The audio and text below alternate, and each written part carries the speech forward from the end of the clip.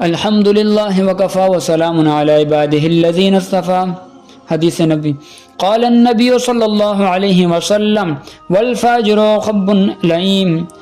رسول اللہ صلی اللہ علیہ وآلہ وسلم نے فرمایا اور فاجر مکار کمینہ ہوتا ہے۔ خبن کہتے ہیں مکار دھوکے باز کو۔ حدیث کا مطلب یہ ہوا کہ فاسق و فاجر دھوکے باز اور مکار ہوتا ہے، وہ کسی سے دھوکہ نہیں کھاتا ماں سوائے کہ کوئی اس سے بھی بڑا دھوکے باز مکار ہو، اور جب اس کو کسی نے دھوکہ دے دیا تو پھر یہ شب و روز اسی فکر میں لگا رہتا ہے کہ کب میرا بس چلے تو میں اس سے بدلہ لوں۔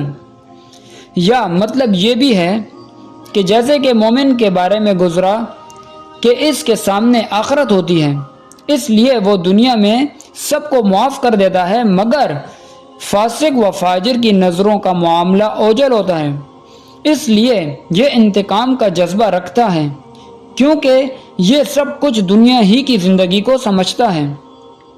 بہرحال فاسق و فاجر حصول دنیا ہی کو مقصود بنائے ہوتا ہے، اور مقصود کو حاصل کرنے کے لیے وہ سب کچھ کرنے کے لیے تیار رہتا ہے۔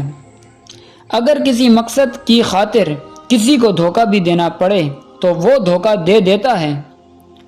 ایک روایت میں آتا ہے قیامت کے دن دھوکہ باز کو جنت کے قریب بلایا جائے گا، اور جب وہ جنت کے قریب پہنچے گا اور داخل ہونا چاہے گا تو جنت کا دروازہ بند کر دیا جائے گا۔ اسی طرح اس سے معاملہ کیا جائے گا اور اسے کہا جائے گا کہ جس طرح دنیا میں تم لوگوں سے دھوکہ بازی کرتے تھے، آج تمہارے ساتھ بھی دھوکہ بازی کی جاتی ہے۔